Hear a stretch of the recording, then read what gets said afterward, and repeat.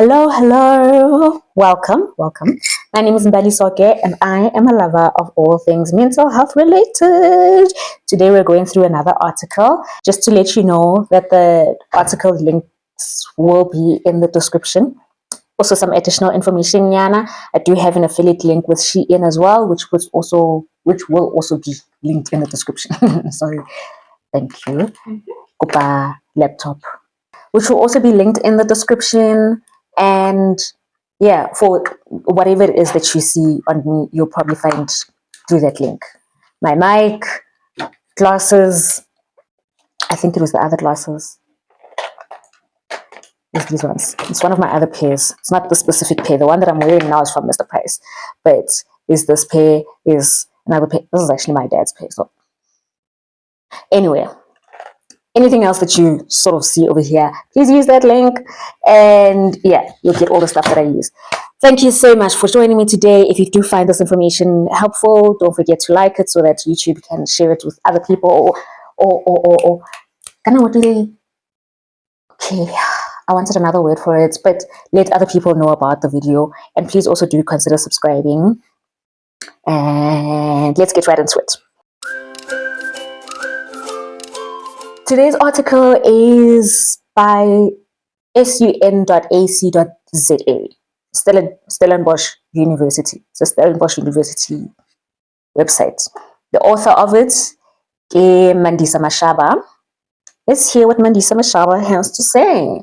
Men's mental health in South Africa, the silent struggle. So this is another men's mental health article. I think this one is recent. Yes, this is from the 30th of June, 2025.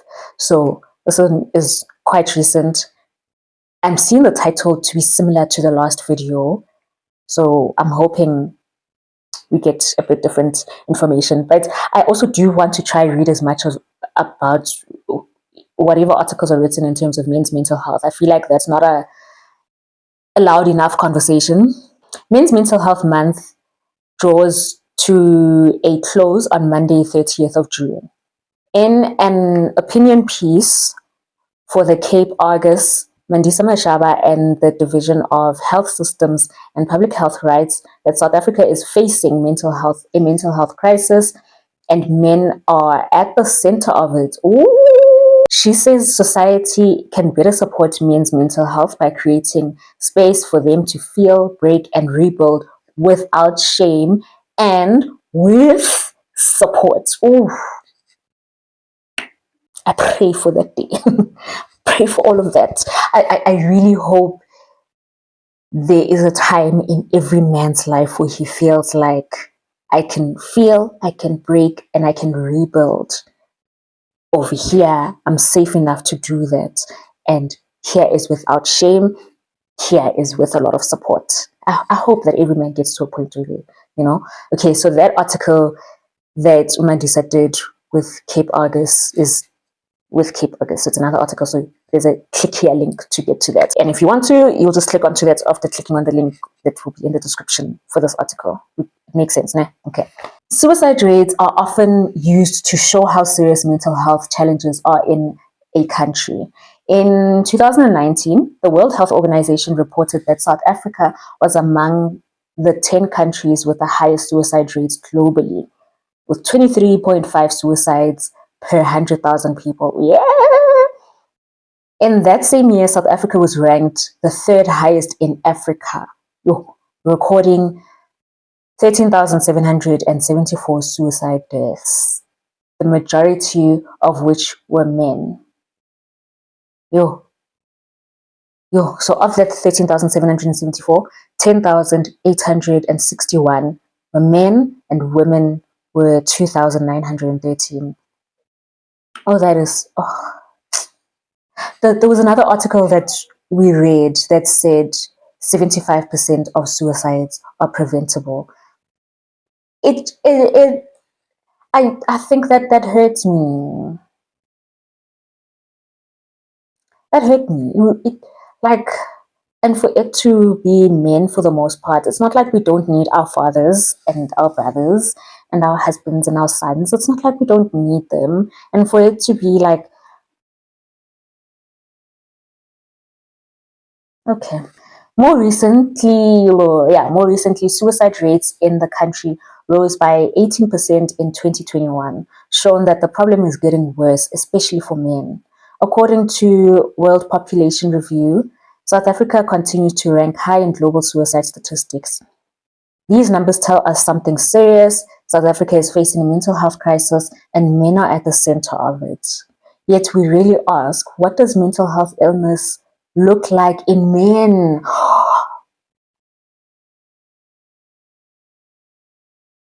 Okay, but we touched on it a bit in the last article. Let's continue. Or more urgently, what keeps them from seeking help before it is too late? These are important questions to consider as Men's Mental Health Month draws to a close on Monday, 30th of June. Yes, it's the same thing, I think, not the same thing, but a similar thing in one of the past previous videos that we spoke about what mental illness would look like in teenagers so that we don't overlook that because they also do have their own struggles and they also do need our help. And it's important, again, to also be like, okay, what does mental illness look like in men?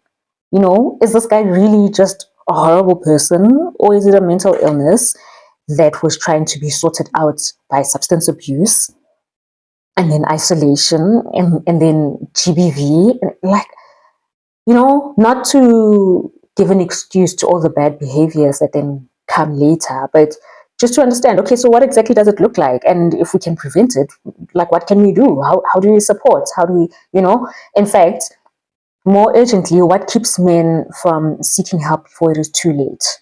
And if we have like a proper understanding of what do we do so that they don't feel like that's the last resort or the most important one or it's the only option that he has before he gets to that. When help is available, it's not easy, especially when it comes to mental illness, because people are judgmental and there is a big stigma still. Let's continue. My interest in men's mental health started at home.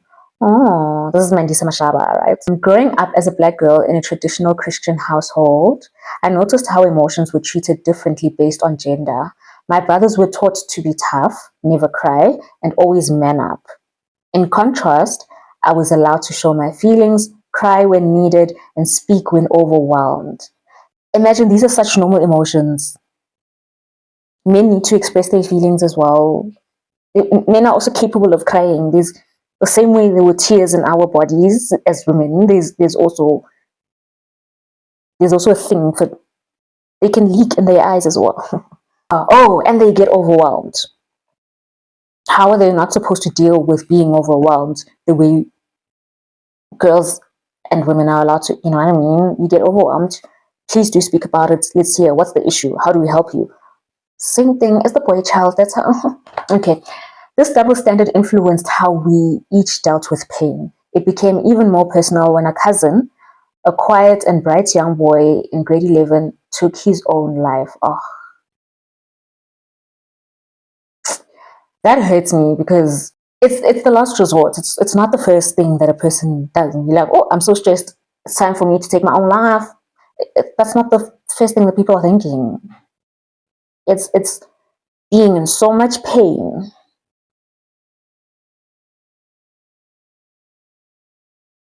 probably realizing there's nowhere to go, nobody will hear you out.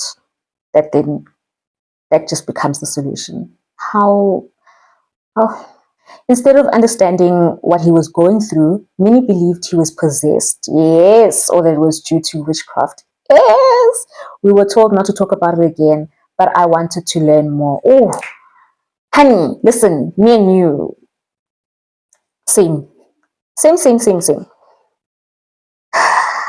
Um, I know of someone. Yeah, I'm trying to put it in a nice, protective way, but I know of someone who ended up taking his life as well in his early 20s because he struggled with mental illness and it was looking very schizophrenia-ish. And instead of dealing with that, he kept on being told that witchcraft. Somebody's doing something on you and whatever, because he was a really smart kid and he did so well until, at matric with his results, and he was now in a higher institution and then was not doing so well and mental illness kicked in. Without understanding that for a lot of men, actually, apparently, a lot of men, schizophrenia shows up for them in their early 20s, which means that his family could have just decided, or, well, not decided, that's a reckless way of putting it, sorry, but his family could have been like, he's been fine this whole time, and then he does really well in matric, and then when he's supposed to go do really well in varsity, now all of a sudden seeing things, hearing voices, where is this coming from? Somebody's doing something because they're jealous of the fact that he didn't do well, he did well in the year before. Stuff like that, trying to excuse it or trying to come up with understanding or answers for it. But it can happen that it comes up later. Just because it's not something that you've been seeing in him from day one doesn't mean, also if it's in the bloodline somewhere, family member has schizophrenia, and it can then be triggered into a later generation by, he could have tried weed at some point and then it was like, hey man, let's spark it right there. It can be triggered, or it can just happen, or it can be a piece of trauma that happens to him and then it is triggered. It can have years later, while doing my master's degree, I analyzed stories submitted by South African men to Men's Health South Africa. These weren't research reports. These weren't research reports. They were real life stories. Men talked about experiencing mental health challenges such as depression, post-traumatic stress disorder, yes, anxiety, eating disorders, and more. Body dysmorphia can be a problem with men. Eating disorder, it can be an issue with men. In fact, it does happen a lot. It happens a lot. It's just that PTSD as well can also really, really happen. Like you can have a really stressful, traumatic situation happen, deal with it, be like, okay, fine. And then when that's done, struggle with PTSD. It can happen. I think it was kind of like among that gent that cried on Alive and everybody laughed at him. But the singer and actor from Fast and Furious. Uh-huh. I think we know who I'm talking about though. But him, there was a video where he was saying that divorces affect men as well. They can also be in pain because of that. Miscarriages can affect men as well. There's a lot of things that can affect them, the way that we are being affected.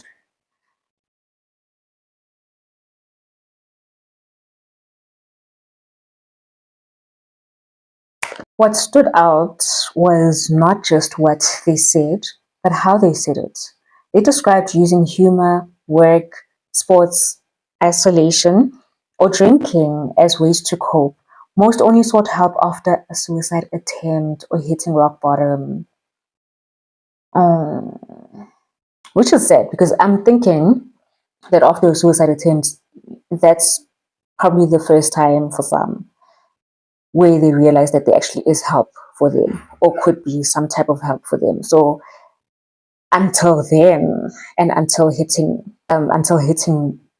rock bottom, which is sad because when we're speaking about this with Dr. Faith in a live that we did some time ago, and she mentioned something that made me also be like, I need to clock that. That we're trying to help people take care of their mental health before it gets to a point where it becomes a mental illness or before hitting rock bottom where things are bad, right?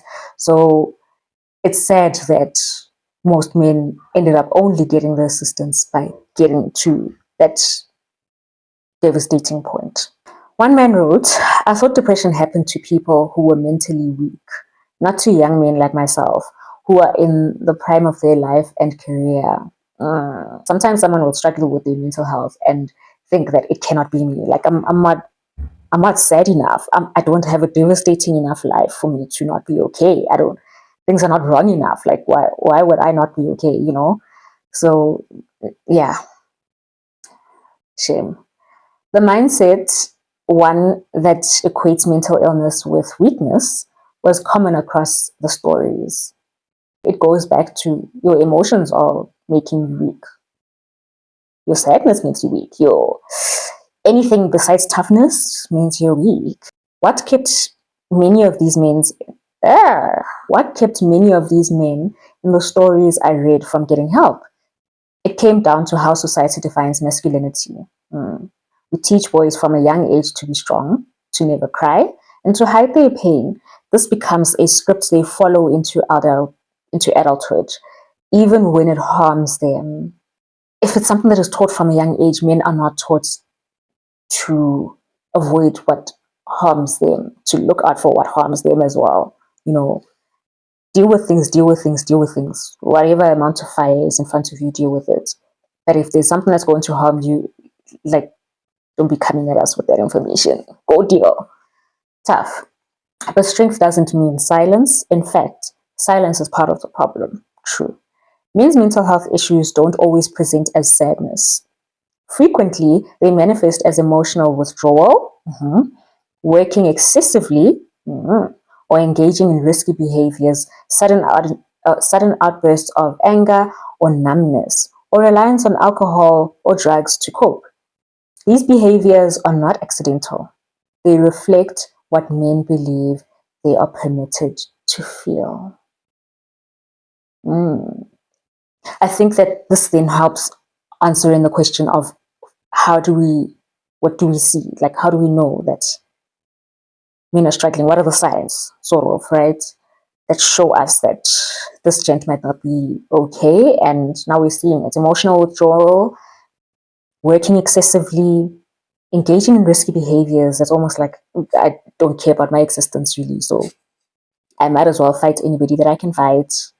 Like, just, yeah. Sudden outbursts of anger or numbness, reliance on alcohol and drugs. That's makes sense, right?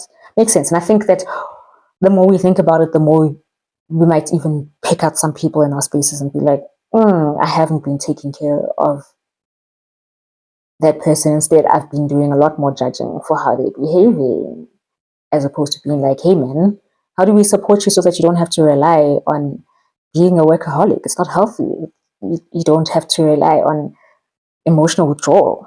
It's not healthy. So what can we do as a society to better support men's mental health? I hope you're listening, society. We need to meet men where they are. That means offering support in ways that feel safe. And safe for them, not safe for you. Helping somebody else is about that person and not about your comfort. Obviously, not to a point that is destructive to you, sharp, but in a way, focus on what's going to help the next person out. I hope that makes sense. I hope that comes out. Workplaces can provide private mental health check-ins. I think this private part is very important. Private mental health check-ins, which is why I really love the October Health app, because of the anonymity of it, that you can get in without using your real name and be able to express yourself and all of that, and speaking to other professionals. It's not that you're doing it like you would do it on a social media platform or whatever, and we all just chime in. You're actually doing it to another professional that is there to help you out, that actually wants to know what's going on. Communities can use gyms, barbershops, or churches to start conversations. I think those would be amazing. That would be amazing. Wherever that men just decide, okay, this is where I can go to feel better, especially when it's in, a healthy space. Like, going to a gym is taking care of yourself. Going to a barbershop is taking care of yourself. It does happen that when it comes to mental illness or your mental health not doing great, that you neglect yourself. Happens a lot. You neglect yourself. So if you're still in a place where you're coping quite well and still going to take care of your grooming and or whatever, then that's a great place to also have constructive conversation. Also, maybe that would be a great place for good information to be passed out. If you need help here's the crisis line, here's, you don't have to tell me everything right now, but like, here's the details. Do what you want with it. You know, we must teach boys that feeling emotions is not a weakness from a young age. Yes. Therefore, schools should include emotional literacy in the curriculum. Yes. Isn't that what life orientation is trying to do? But I don't know if, okay, I don't know. We also need to show that seeking help is a form of strength. Yes. If men can be heroes at work and in their families, they can also be brave enough to ask for help. Yes. Be a hero there by asking for help as well. Yes. Finally, not all men are the same. Men, regardless of their identities, backgrounds, or life experiences, deserve support that recognizes and responds to their individual needs. Yes. Yes, yes, yes. In South Africa, some organizations are already doing this work. For example, the South African Depression and Anxiety Group, SADC, offers 24/7 free health.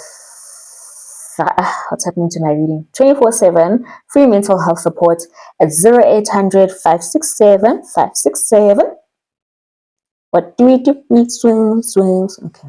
If we want men to thrive, not just survive, we must create space for them to feel, to break, and to rebuild without shame and with support. Let's not wait for another tragic loss. Let's do more to raise awareness. Let's act by starting to listen, to talk, and to show up for the men in our lives. Miss Mashaba, thank you, honey. That was amazing. Okay, so it says Mandisa Mashaba is a research assistant in the Co-Create Health Hub within the Division of Health Systems and Public Health at the Faculty of Medicine and Health Services in Stellenbosch University. That is a lot of words. Mandisa Mashaba is at Stellenbosch University. Oh, but this was put together really great. I really, I really hope a lot of people got to see this article. In fact, I guess that's the point of also what I'm trying to do here. That not all of us are actually going to go and sit and be like, let me try to figure out what's really happening in terms of articles. If it's not being shared with you directly, might skip it. So here's what we're trying to do, making sure the information gets to as many people as possible. I hope you enjoyed that. If you have any thoughts, please don't forget to leave it in the comments. Do leave it in the comments. And I will be with you in the next video.